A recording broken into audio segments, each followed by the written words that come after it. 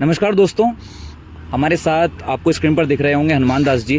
15 जून को कैंची धाम में भव्य मेला लगता है। आप सभी भक्तों को जो नीम करौली बाबा के भक्त हैं, कैंची धाम आते रहते हैं, उनको ये बात पता होगी। इसी को देखते हुए कुछ फैसले लिए गए हैं अभी वहाँ कैंची धाम प्रशासन द्वारा या फिर एसडीएम द्वारा, जिन पर हम आज चर्चा करेंगे। इसके अलावा बहुत सारी बातों पर चर्चा करेंगे कि आपको 15 जून के लिए कब आना चाहिए, या फिर आप अभी जो वैकेशन चल रही है बच्चों की उसमें कब आ सकते हैं, किन सावधानियां, कौन सी जो चीज़ें हैं जो आपको ध्यान रखनी है यहाँ पर आते समय। हनुमान दास जी, आप पिछले 1 साल से लगातार वीडियोस बना रहे हैं, मुहिम चला रहे हैं कि भक्तों से किसी प्रकार की लूट खसोट नहीं होनी चाहिए, व्यापारी मनमानी अपनी ना चलाएं और भक्तों को हर तरीके की व्यवस्थाएं मिलें, सुविधाएं मिलें, और वो मुहिम अब कहीं ना कहीं रंग भी ला रही है। आप जो हाल ही में फैसले लिए गए हैं कैंची धाम को लेकर, हेल्प डेस्क को लेकर, उसके बारे में आप क्या कहना चाहेंगे, अपने शब्दों में बताइए। देखिए मंथन जी, इसको समझने के लिए थोड़ा हमें पहले बैकग्राउंड में जाना पड़ेगा कि 1964 से जब से कैंची धाम बना हुआ था, तो ठीक है, लोग आते थे, हर महीने 150 लोग आते थे कैंची धाम। 15 जून मेले पे ज़्यादा लोग भी आते थे। लेकिन जब विराट कोहली आए और विराट कोहली की देखा देखी, जब वहाँ यूट्यूबर्स पहुँचे, इंस्टाग्राम इन्फ्लुएंसर पहुँचे, उन्होंने वीडियोज़ बनाने शुरू करे, तो अचानक एक भीड़ का सैलाब वहाँ कैंची धाम आ गया। जब सैलाब आया तो लोगों को वहाँ बिजनेस दिखने लग गया, तो उन्होंने महंगे महंगे दाम पे ज़मीन खरीद ली, महंगे महंगे दाम पे रेंट पे दुकानें ले ली। अब वो महंगी जो इन्वेस्टमेंट इंसान ने करी वो कहाँ से निकलेगी? वो कहीं ना कहीं भक्तों के जेब से निकलेगी। तो जो 200 का सामान होता था, कंबल होता था, प्रसाद होता था, रूम होता था, उसके 2-2, 4-4, 5-5 गुना रेट लेने लग गए। 200 का सामान मिलने लग गया 2000 रुपये में, 800 का रूम लगने लग गया 5000 रुपये में, 4000 रुपये में। तो इस तरह की लूट खसोट शुरू हो गई। ऐसे ही टैक्सी का जो रेट होना चाहिए था 1000, 1200, 1500, तो वो सिर्फ 5-7 किलोमीटर ड्रॉप करने, पिक करने के 1000 रुपये लेने लग गए। तो जब इसके बारे में मैंने बोलना शुरू करा, कई अखबारों ने छापना शुरू करा, उसके बाद कई सोशल मीडिया पे भी लोगों ने अपनी प्रतिक्रिया दी। जो भक्त आए परेशानी में, उन्होंने अपनी बात कही वीडियो में। तो ये चीज़ें जब प्रशासन तक पहुँची, तो जैसे हर चीज़ का एक समय निर्धारित होता है, भगवान किसी ना किसी माध्यम से आपकी मदद ज़रूर करते हैं। तो पिछले 3 साल से मैं इस बातों को कह रहा था, सोशल मीडिया पे लिख रहा था, वीडियो बना रहा था, लेकिन जितने भी प्रशासनिक अधिकारी हैं, नेता हैं या बाकी लोग भी हैं, वो इसका ठीक है, ये स्वीकार तो कर रहे थे कि दिक्कत है, लेकिन हर कोई अपनी मजबूरी बता दे रहा था कि हम अकेले क्या करें, और इस तरह का इकोसिस्टम बन गया है, कोई सुनने वाला नहीं है। तो इस तरह का माहौल था। लेकिन अभी मैं इस विशेष तौर पर उनको धन्यवाद देना चाहूँगा, जिस समय कैंची धाम तहसील प्रशासन में एसडीएम हैं तुषार सैनी जी, उन्होंने एक अपनी तरफ से इनिशिएटिव लेते हुए एक प्रोएक्टिव मैनर में एक ये कॉन्सेप्ट निकाला कि एक हेल्प डेस्क लगाई जाएगी कैंची धाम में और भवाली सैनिटोरियम के पास, जहाँ पर 2 होमगार्ड और 2 पीआरडी के जवान मौजूद रहेंगे।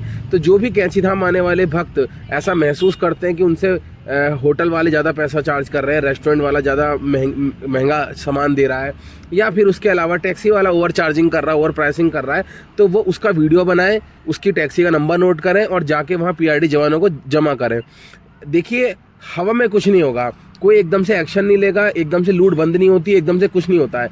देखिए, इसी देश में बड़े बड़े जो कल्प्रिट थे, जिनके पास अरब पैसा था, वो सब जेल के पीछे गए। कब गए? जब लोगों ने केस किया, लोगों ने न्याय की प्रक्रिया में शामिल हुए। तो आप लोग भी अगर कैंची धाम आ रहे हैं, कुछ गड़बड़ होती है, तो आपको वहाँ पर शिकायत दर्ज करानी पड़ेगी, हेल्प डेस्क पे बताना पड़ेगा, ताकि उनके पास एक डेटा हो कि हाँ 100-500 लोगों ने 1 महीने के अंदर शिकायत करी है कि होटल महंगा है, प्रसाद महंगा है, कंबल महंगा है, रूम महंगा है, टैक्सी ओवर चार्ज कर रही है, और तभी निस्तारण हो पाएगा। तो बहुत अच्छी पहल है। एसडीएम साहब, एडीएम साहब, डीएम मैम, सभी इसमें मुझे प्रोएक्टिव दिख रहे हैं, तहसीलदार, आरटीओ, सीओ, एसपी, बहुत अच्छी चीज़ है। मुझे लगता है कि इसका जरूर कोई निराकरण होगा, और हेल्प डेस्क वाला जो कॉन्सेप्ट है बहुत अच्छा है।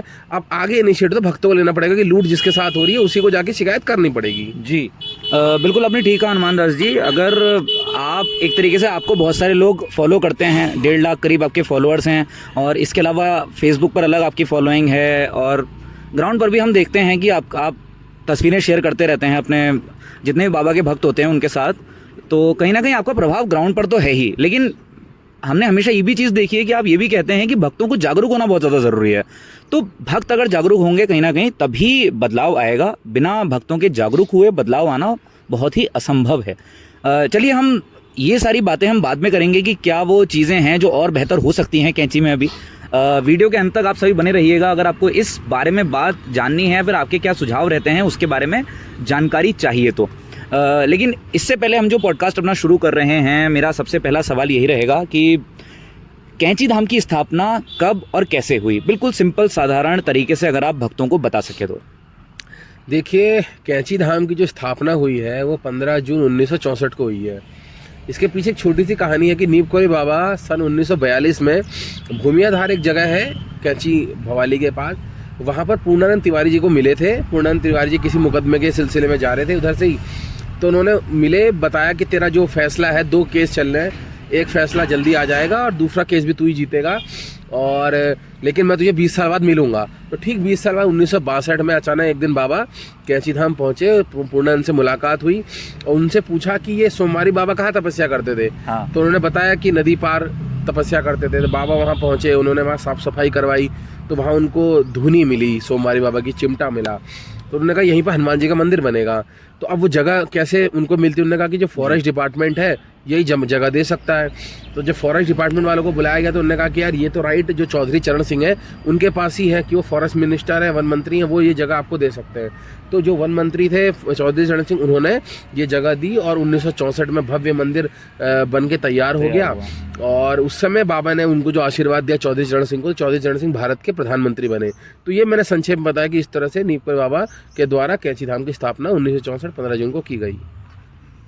इसके अलावा हमारा जो अगला सवाल आता है वो ये है कि नीम करोली बाबा ने कैंची को ही अपने धाम के रूप में क्यों चुना, या फिर कैंची ही वो जगह क्यों थी कि उन्होंने चुना कि हाँ यार वही उनकी तपस्थली बनेगी, या फिर यहीं पर वो अपना बाकी का जितना भी ध्यान है वो करेंगे?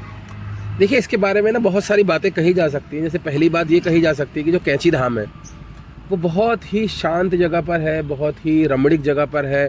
तो जितने भी देवता होते हैं, जितने भी संत होते हैं, वो ऐसी जगह को पसंद करते हैं जहाँ शोर शराबा ना हो, जहाँ पर मेडिटेशन किया जा सके, जहाँ साधना की जा सके।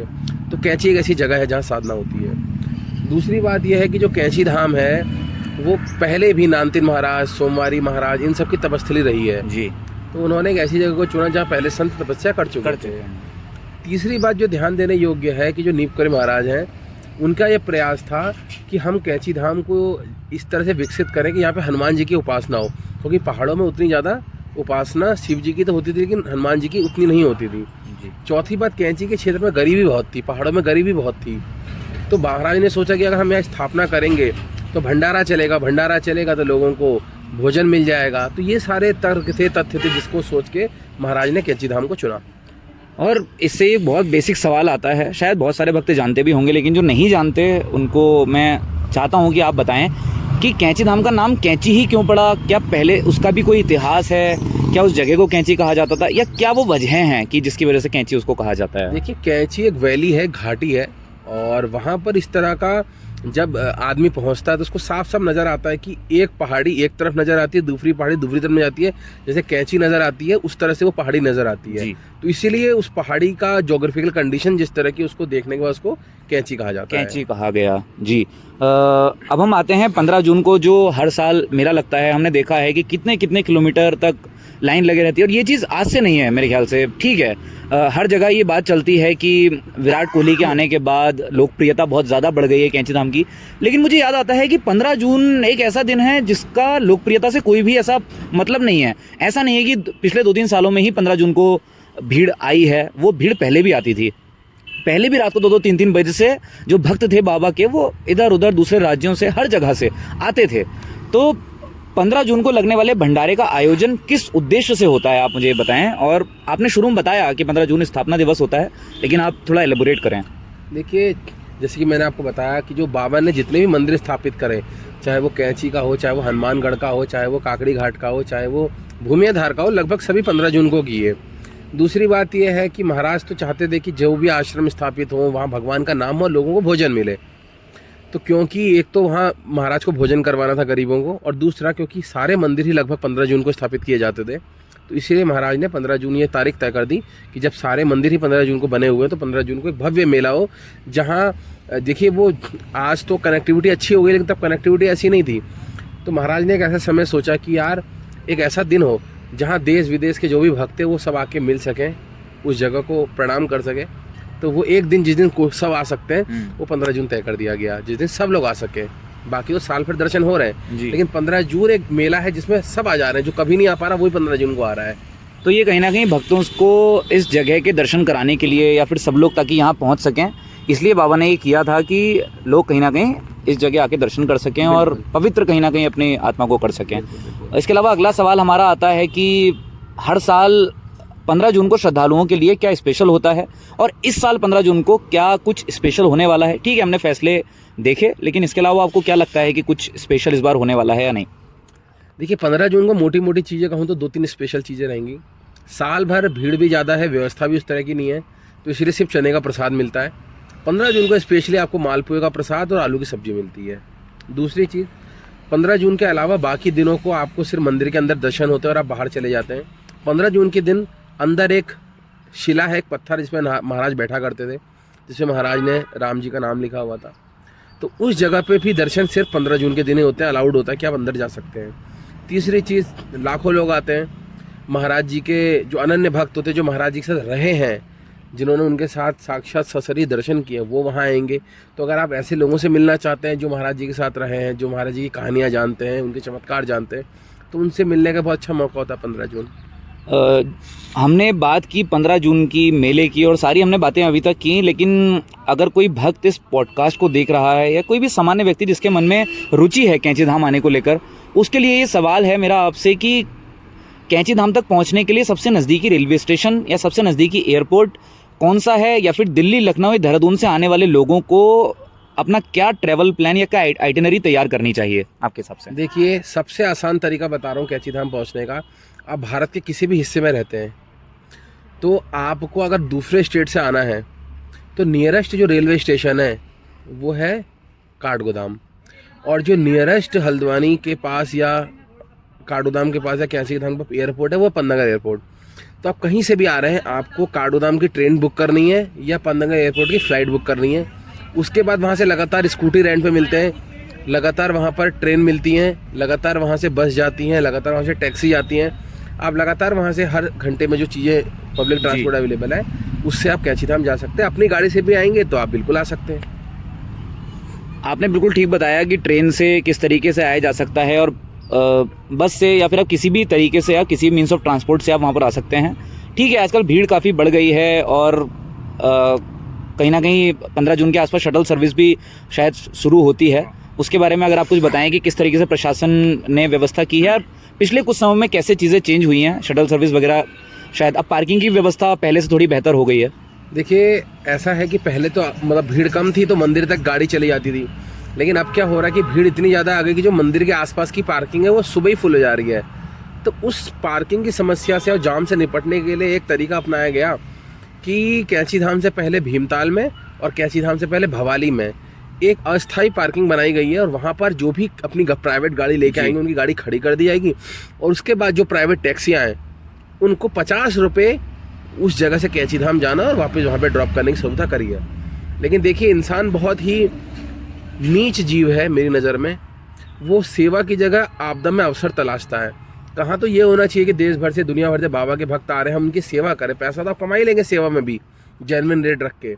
लेकिन ऐसी शिकायतें लग गई कि दाम तो तय था 50 रुपये, लेकिन 1000 रुपये, 2-2000 रुपये, मन मर्जी का 2500 रुपये लोग चार्ज करने लग गए। तो शटल सर्विस चल रही है, आपकी गाड़ी को रोक दिया जाएगा भवाली भीमताल में, उसके आगे शटल से आप जाएंगे। फिर वही कहूँगा हेल्प डेस्क बन गई है, अगर कोई अनियमितता है तो उसकी शिकायत दर्ज कराए। आपने बहुत ही अच्छा पॉइंट उठाया। मेरे ख्याल से मेरा ये अगला सवाल बन जाता है ये पॉइंट कि किस तरीके से जब भक्त यहाँ पर आते हैं तो उनसे मनमाने दाम वसूले जाते हैं।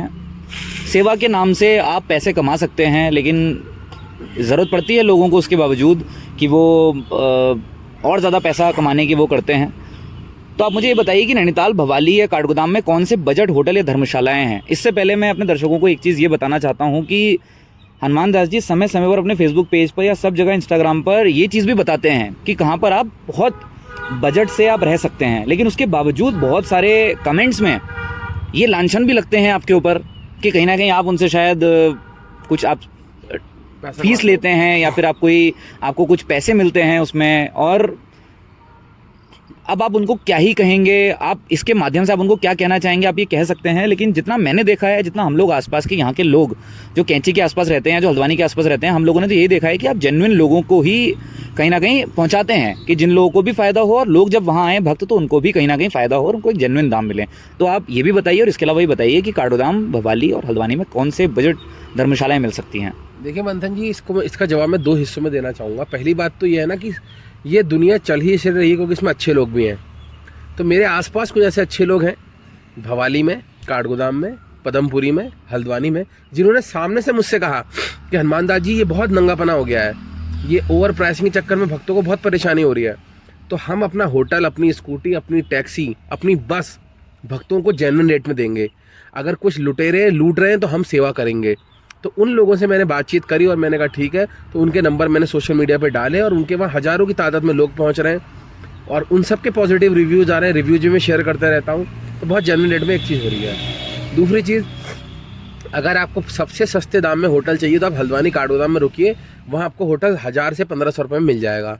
अगर आप इसके ऊपर जाना चाहते हैं, 2-2.5 हज़ार तक जाना चाहते हैं, तो आपको भीमताल भवाली में बढ़िया रूम मिल जाएंगे। पदमपुरी में आप जाना चाहते हैं तो आपको 1300 रुपये, 1200 रुपये, यहाँ तक कि 1150, 1100 रुपये में भी एक आदमी को 2 टाइम का पेट भर खाना, चाय, नाश्ता सब कुछ मिलेगा और एक बहुत अच्छा सीनिक व्यू मिलेगा। तो ये सारी व्यवस्था है। जहाँ तक की बात आपने आरोप की गई तो मंथन जी, मैं सिर्फ एक लाइन कहूँगा, इससे ज़्यादा कुछ नहीं कहूँगा। यही कहूँगा कि इसी दुनिया में भगवान राम पर लांछन लगा, भगवान कृष्ण पर लांछन लगा।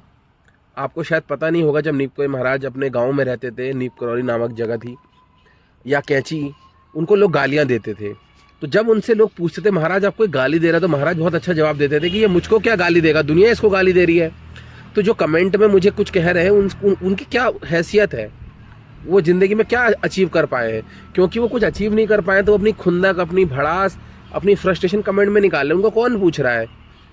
नीपकोई महाराज की कृपा से आज लगभग 2.5 से 3 करोड़ लोग मेरे वीडियो देख रहे हैं। उनको इससे लाभ हो रहा है, उनको जानकारी मिल रही है। कमेंट करने वालों को तो कोई जानता ही नहीं है, वो आज पैदा हुए कल मर जाएंगे, कौन पूछ रहा है? तो इसीलिए ज़्यादा उनको तवज्जो नहीं देनी है। ऐसे लोग हमेशा भौंकते आए थे। वो भगवान कृष्ण और राम के समय में भी भौंक रहे थे, वो सुभाष चंद्र बोस और गांधी के टाइम पे भी भौंक रहे थे और आज भी भौंक रहे हैं। उनको भौंकने दीजिए, कोई दिक्कत नहीं है। बहुत उचित उत्तर दिया आपने कि किस तरह से लोग अपनी फ्रस्ट्रेशन कहीं ना कहीं निकालते हैं, कमेंट्स में निकालते हैं। आप इसके अलावा सबसे एक इम्पॉर्टेंट जो आपने अभी रहने की जगह बताई, एक बहुत इम्पॉर्टेंट क्वेश्चन है कि मंदिर के परिसर के आसपास या मंदिर के परिसर के अंदर क्या रहने की व्यवस्थाएं हैं? क्या एडवांस बुकिंग करके मंदिर के अंदर, मंदिर परिसर के अंदर रहा जा सकता है? इसके अलावा एक चीज़ और मैं इसी में जोड़ देता हूँ क्योंकि इससे जुड़ा हुआ ही सवाल है कि कौन सा समय या कौन सा दिन ज़्यादा उचित रहता है कि आप कैंची धाम जैसी जगह में या कैंची धाम में ही आप दर्शन करने के लिए आएँ? देखिए, आपने 3 सवाल पूछे, इनके तीनों अलग जवाब। जी। पहला जवाब, कैंची धाम मंदिर के अंदर कोई भी स्टे का ऑप्शन नहीं है। बहुत सारी फेक वेबसाइट है जो दावा करती है कि हम आपको कैंची धाम अंदर के मंदिर के अंदर बहुत अच्छा रूम दिला देंगे, 2200 में दिला देंगे, 2500 में दिला देंगे, AC वाला दिला देंगे, सेपरेट बाथरूम वाला दिला देंगे। सब फ्रॉड है। कई लोगों के हज़ारों रुपये इसमें बर्बाद होते हैं। वो मुझे मैसेज करते हैं, वीडियो डालते हैं, लेकिन कुछ नहीं हो पाता। तो क्लियर कट समझ जाइए, कैंची धाम के अंदर स्टे करना अलाउड नहीं है। दूसरी बात, कैंची धाम के जस्ट बाहर बहुत सारे होम स्टेज हैं, होटल्स हैं, वहाँ आप रुक सकते हैं। आपका अगर बजट अलाउ कर रहा है, आप रहिए, मैं कुछ मना नहीं करता। तीसरी बात, आपको अगर कैंची धाम आना है, भीड़ नहीं चाहिए, तो आप जुलाई में आइए, अगस्त में आइए, सितंबर में आइए। आप दिसंबर जनवरी में आ सकते हैं, उस समय थोड़ी भीड़ कम रहेगी। मई जून में कभी ज़िंदगी में कैंची धाम आने की मत सोचिए, मैं तो यही कहूँगा, क्योंकि बहुत जाम है, बहुत दिक्कत है, बहुत लूट है। उस समय और ज़्यादा प्राइस लेते हैं और कोई फ़ायदा ही नहीं है ना। जब आप आ रहे हो, आपको 2 मिनट बैठने को नहीं मिल रहा है, ना बाबा की मूर्ति देखने को मिल रहा है, ना पाठ करने को मिल रहा है, तो वहाँ क्या है? कोई चिड़ियाघर में हम शेर देखने थोड़ी आ रहे हैं कि देखे और आगे बढ़ गए। तो आना है तो ऑफ सीजन में आइए, जुलाई अगस्त में आ जाइए, सितंबर में आ जाइए। और अपना क्या कहते हैं उसका नाम, और बाकी अगर डेज़ की अगर हम बात करें तो सबसे अच्छा समय अगर कैंची धाम आने के लिए कहो तो वेडनेसडे थर्सडे होता है, क्योंकि हर कोई मंगलवार को हनुमान जी के वहाँ जाता है, तो वो भीड़ रहती है और वीकेंड में भीड़ रहती है। लेकिन वेडनेसडे थर्सडे को कंपेरेटिवली कम भीड़ रहती है, तो वीकेंड और ट्यूसडे अवॉइड करें, बाकी दिन आप आ सकते हैं। भीड़ की आपने बात की कि किस तरीके से भीड़ कैंची धाम में बढ़ गई है पहले से। मुझे से याद आता है कि भीड़ बढ़ने की वजह से बहुत सारे लोग ये भी कहते हैं कि कैंची धाम में वो वाला सुकून नहीं रहा जो पहले कभी हुआ करता था। और बाबा को लेके भी काफ़ी जगह ये चीज़ कही जाती है कि बाबा भी एक समय के बाद कहते थे कि यार यहाँ पर भीड़ बढ़ जाएगी, और सारी चीज़ें हमने सुनी हैं बहुत इस बारे में। तो कैंची धाम जाकर क्या महसूस होता है, इस बारे में आप बताइए। और ये बताइए कि आज जब भीड़ इतनी ज़्यादा बढ़ गई है, जब वो समय नहीं मिल पाता श्रद्धालुओं को कि वो मंदिर परिसर के अंदर बैठकर नाम जप करें, वो हनुमान चालीसा का पाठ करें, राम नाम का पाठ करें, तो उनको क्या सोचना चाहिए या उनको क्या अपनी तरफ से बेस्ट करना चाहिए कि उनको बाबा की कृपा मिले? देखिए मंथन जी, मैं बहुत प्रैक्टिकल एग्जांपल देता हूँ। आप एक कमरे में एंटर हुए और उसमें इत्र की खुशबू महसूस हो रही है, वहाँ फूल लगे हुए हैं, वहाँ सेंट छिड़का हुआ है, तो आपको बहुत अच्छा लगेगा। लेकिन आप एक ऐसे कमरे में जाएंगे, एक मिनट ये वाला क्वेश्चन आंसर दोबारा से देना। हाँ, वीडियो चल रही, वो वॉइस नोट चल रहा था लेकिन ऊपर लिखा हुआ नहीं आया था, तब मैंने चेक किया। मैं काट लूँगा उसको, 3 2 1 बोलूँगा तब। 3 2 1। देखिए मंथन जी, इसको बहुत आसानी से समझा जा सकता है कि आप पहाड़ों में जाते हैं, आप नदी किनारे बैठते हैं, आप जंगलों में जाते हैं, आप झरने के किनारे जाते हैं, तो आपको बहुत अच्छा लगता है। लेकिन आप भीड़ में जाते हैं, ट्रेन के अंदर जाते हैं, मेट्रो में जाते हैं, तो आपको घबराहट होती है जी। कहने का अर्थ इतना सही है कि जब आप प्रकृति के पास जाएंगे तो आपको अच्छा लगेगा। तो कैंची धाम पे प्रकृति की विशेष कृपा है जी। शांत जगह थी, जाम नहीं था, भीड़ नहीं थी, शोर नहीं था, तो वहाँ इंसान जाता था तो उसको अचानक से दुनिया की सारी टेंशनें दूर हो जाती थी और वो अपने बारे में सोचता था, क्या लाइफ है, क्या भगवान है, भविष्य कैसे जिया जा सकता है। लेकिन जैसे ही अब भीड़ आ गई है तो वहाँ पर आप मेडिटेशन नहीं कर सकते, पाठ नहीं कर सकते, सिर्फ बाबा को देखने भर से जीवन नहीं बदलेगा, आपको बाबा की भक्ति और साधना करनी पड़ेगी। तो मैं तो यही कहूँगा कि कैंची धाम की जगह ऐसे मंदिर हैं भारत में जहाँ पर आप जा सकते हैं, जहाँ बैठ के ध्यान कर सकते हैं, बाबा की भक्ति कर सकते हैं, पाठ कर सकते हैं। आप कहीं नहीं जा सकते तो अपने घर में बाबा की फ़ोटो लगाइए दीवार पे, उसके सामने बैठ के पाठ करिए। क्योंकि देखिए, पाठ करेंगे, जाप करेंगे, नाम लेंगे भगवान का, तभी होगा। सिर्फ बाबा की मूर्ति देखने भर से काम नहीं बनेगा। तो हाँ, एक समय था जब कैंची में भीड़ नहीं थी तो बहुत अच्छा था, लोग आते थे, ध्यान करते थे, पाठ करते थे, जीवन बदलता था। लेकिन अब कम से कम इतनी भीड़ है तो वहाँ पर तो कुछ नहीं होता। मैं खुद सितंबर के बाद से नहीं गया हूँ वहाँ, और मैं कम ही जाता हूँ। मैं कोशिश करता हूँ कि भगवान का नाम घर रह के लूँ, सेवा करूँ, गाय की सेवा करूँ, अनाथ बच्चों की सेवा करूँ, वृद्धाश्रम में सेवा करूँ, भंडारा कराऊँ। इसके माध्यम से ज़्यादा बाबा से कनेक्शन बनता है, ज़्यादा बाबा की कृपा बनती है और बाबा ज़्यादा आपसे संवाद करते हैं, आपके सपनों में भी आते हैं। तो ये मैं कहना चाहूँगा। आपने बिल्कुल सही बात कही कि कैंची में भीड़ बढ़ने के बाद ऐसा नहीं है कि आपको बाबा की कृपा प्राप्त नहीं हो सकती है। आप घर में भी उनका नाम जप करेंगे, राम जी का नाम लेंगे, तो बाबा की कृपा आपको मिलेगी ही। लेकिन हम एक दूसरे बहुत ही अच्छे पॉइंट पे आते हैं कि कैंची धाम के अलावा भी बाबा के मंदिर हैं, काकड़ी घाट, भूमियाधार। हमने आपकी वीडियोस में ही बहुत बार सुना है इन सब के बारे में। तो आप इन मंदिरों के बारे में बताइए, उनके लोकेशन के बारे में बताइए हमारे दर्शकों को। और सबसे इम्पोर्टेंट चीज़, क्या बाबा के मंदिर विदेशों में भी हैं, इस बारे में थोड़ी जानकारी हमें दीजिए। देखिए, अगर हम भारत की बात करें तो सबसे पहले उत्तराखंड में बाबा का मंदिर कैंची धाम हो गया, दूसरा मंदिर काकड़ी घाट हो गया, तीसरा भूमियाधार हो गया, चौथा हनुमानगढ़ हो गया, पांचवा ऋषिकेश में वीरभद्र आश्रम है, वृंदावन में समाधि मंदिर है, लखनऊ में हनुमान सेतु है, कानपुर में बाबा का मंदिर है, इंदौर में बाबा का मंदिर है, मुंबई के विरार में बाबा का मंदिर है। इसके बाद गुजरात के अहमदाबाद में बाबा का मंदिर है, गुजरात के मोरबी बावनिया में बाबा का मंदिर है, शिमला में बाबा का मंदिर है, तो अकबरपुर में बाबा का मंदिर है, नीप करौरी फर्रुखाबाद में बाबा का मंदिर है। तो बाबा के मंदिर बहुत सारी जगह हैं। दिल्ली के जौनापुर में बाबा का मंदिर है, दिल्ली के कश्मीरी गेट में बिरला हनुमान मंदिर बाबा ने बनाया हुआ है। तो ये सारी जगह है जहाँ बिल्कुल बढ़िया से जाइए, वहाँ बैठ के हनुमान चालीसा पढ़िए, राम नाम का जाप करिए और सेवा कीजिए। सेवा आपके जीवन में दिखनी चाहिए। ऐसा नहीं हो कि आप नीपकोई महाराज के भक्त हैं और आप मांस खा रहे हैं, शराब पी रहे हैं, अय्याशी कर रहे हैं, भगवान का नाम नहीं ले रहे हैं, लोगों को परेशान कर रहे हैं, तो कोई फ़ायदा नहीं उस भक्ति का। और बाकी सवाल आपने पूछा था कि विदेश में, देखिए विदेश में अमेरिका में बाबा का मंदिर है, जर्मनी में बाबा का मंदिर है, इसके अलावा हॉलैंड में बाबा का मंदिर है, और धीरे धीरे करके और भी जगह बाबा के मंदिर बनते जा रहे हैं। दुबई में बाबा का मंदिर बनने की बात चल रही है। तो बाबा के भक्त हर जगह फैले हुए हैं, धीरे धीरे प्रचार प्रसार हो रहा है, मंदिर बन रहे हैं। बिल्कुल, कैंची धाम के अलावा भी मैंने देखा है कि मैं भूमियाधार गया हूँ तो वहाँ पे किस तरीके की शांति मिलती है और किस तरीके का वहाँ माहौल है।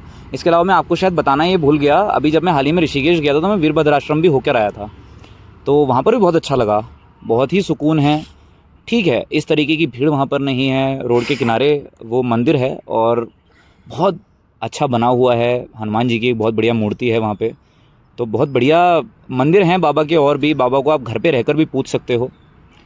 अगला सवाल हमारा आता है कि पहली बार अगर कोई भक्त जा रहा है कैंची धाम तो उनको क्या सावधानी बरतनी चाहिए, स्पेशली इतनी भीड़ में, इस गर्मी के मौसम में क्या उन्हें सावधानियाँ बरतनी चाहिए?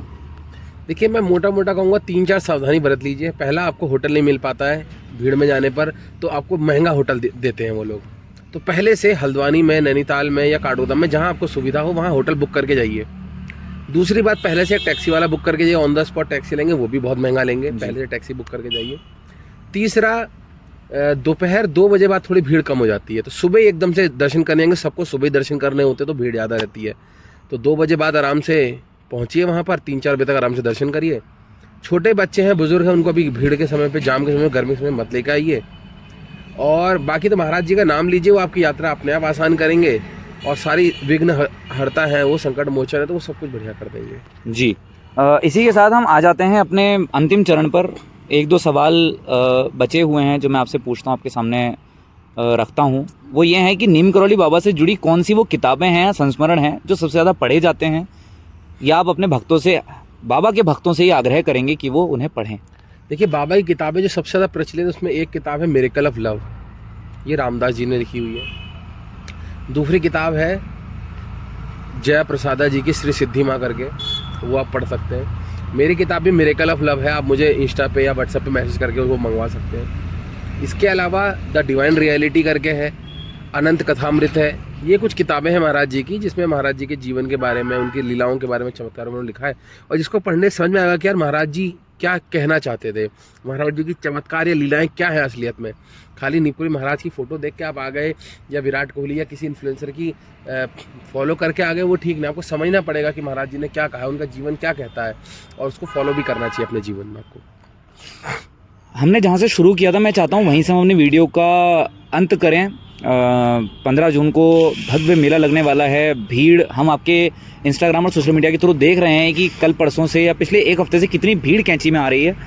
तो हेल्प डेस्क लगने वाले हैं। कुछ समय पहले तक शौचालय की, पेयजल की कहीं ना कहीं बहुत समस्याएं थी, और मेरे ख्याल से मानसखंड जो अभी भाजपा सरकार द्वारा ये जो सर्किट बनाए जा रहे हैं उसके अंतर्गत भी काफ़ी पैसे, धन भी स्वीकृत होने जा रहा है, या शायद हो चुका है, अगर मैं मुझे ध्यान नहीं है तो आपको क्या लगता है कि आने वाले समय में किस तरीके से चीज़ें चेंज होंगी? क्या कैंची में भीड़ को कंट्रोल करने के लिए कोई चीज़ बनेगी, या फिर क्या वो चीज़ें हैं जो भक्तों के आपको सुझाव मिलते हैं या वो चीज़ें होनी चाहिए, आप वो बताना चाहें और उस पर अपनी प्रतिक्रिया रखना चाहें?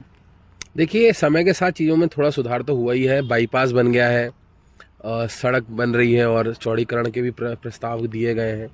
इसके अलावा हेलीपैड बन रहा है, मल्टी स्टोरी पार्किंग बन रही है, सार्वजनिक शौचालय भी वहाँ पर क्रिएट किए गए हैं, बनाए गए हैं, और लगातार हेल्प डेस्क वाले के थ्रू भी चीज़ें ठीक होंगी। तो मुझे लगता है आने वाले 1-2 साल में चीज़ें और बेहतर होंगी।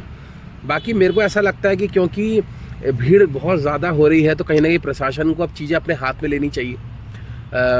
जैसे कि एक ट्रांसपेरेंसी आ जाएगी अगर कहीं ना कहीं प्रशासन और अच्छी तरह से मंदिर को कंट्रोल करेगा। मैं ये नहीं कह रहा हूँ कि ट्रस्ट के लोगों को साइड कर दीजिए, लेकिन ट्रस्ट के लोगों से इतनी बड़ी भीड़ नहीं संभल रही है, जो साफ साफ नज़र आ रहा है। तो जब प्रशासन इतना पैसा लगा रहा है, मैन पावर लगा रहा है, व्यवस्थाएं बना रहा है, तो उसको कहीं ना कहीं कंट्रोल करना चाहिए, ताकि और अच्छी तरह से भक्तों को फ़ायदा हो सके। बहुत बहुत धन्यवाद हनुमान दास जी, अपना समय हमें देने के लिए। मैं मंथन रस्तोगी सभी लोगों की तरफ से आपका धन्यवाद करता हूं। धन्यवाद इसलिए भी कि आपने समय दिया, ये पॉडकास्ट किया, 15 जून से पहले इन महत्वपूर्ण सवालों के उत्तर दिए। धन्यवाद इसलिए भी कि आप पिछले 1 साल से लगातार बिना थके, बिना हार माने ये वीडियोस बना रहे हैं।